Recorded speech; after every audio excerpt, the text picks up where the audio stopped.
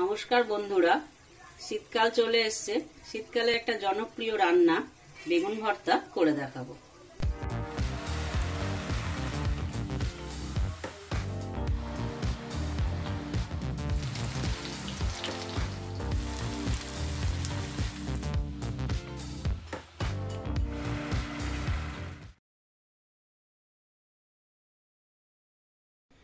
বেগুনটাকে ভালো করে চিড়ে নিয়েছি, দেখে নিয়েছি এর ভেতরে পোকা আছে কিনা। বেগুনের গায়ে সর্ষের তেল মাখিয়ে নিচ্ছি। গ্যাস জ্বালিয়ে বেগুনটাকে পুড়িয়ে নেব।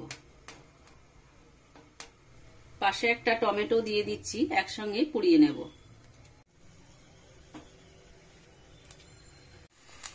দুই সাইডে ভালো করে এপিট ওপিট করে পুড়িয়ে নেব। টমেটো এক সাইড হয়ে গেছে, এটাকে উল্টিয়ে দিচ্ছি। টমেটো হয়ে গেছে, এটাকে নামিয়ে নিচ্ছি। ঠান্ডা হলে ছাড়িয়ে নেব। বেগুনটা আরেকটু হতে বাকি আছে। বেগুনটা ভালোভাবে পুড়ানো হয়ে গেছে, এটাকে নামিয়ে নিচ্ছি।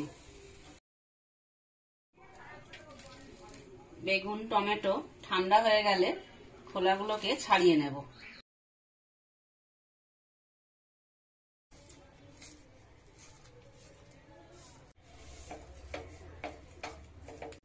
বেগুন টমেটোর খোসা ছাড়ানো হয়ে গেছে, এগুলো এবার মাখিয়ে নেব।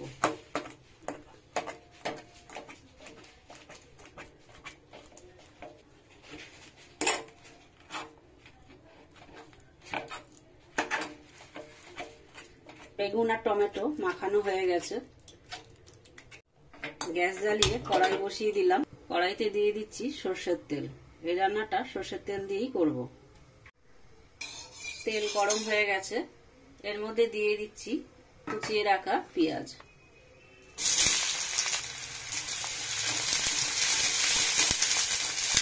পেঁয়াজটা অল্প ভাজা হয়ে গেছে, এর মধ্যে দিয়ে দিচ্ছি রসুন বাটা। রসুনটা দিয়েও ভালো করে ভেজে নেব। পেঁয়াজ রসুন ভাজা হয়ে গেছে, এর মধ্যে দিয়ে দিচ্ছি কুচনো লঙ্কা। এর মধ্যে দিচ্ছি হাফ চামচ আদা বাটা, হাফ চামচ জিরের গুঁড়ো, হাফ চামচ ধনের গুঁড়ো, স্বাদ মতন নুন। সমস্ত মশলা একসঙ্গে কষিয়ে নেব। এর মধ্যে সামান্য একটু চিনি দিয়ে দিচ্ছি।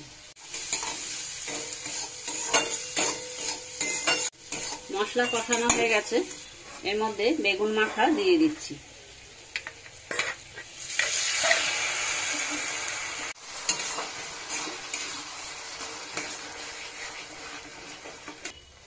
বেগুন ভর্তা তৈরি হয়ে গেছে।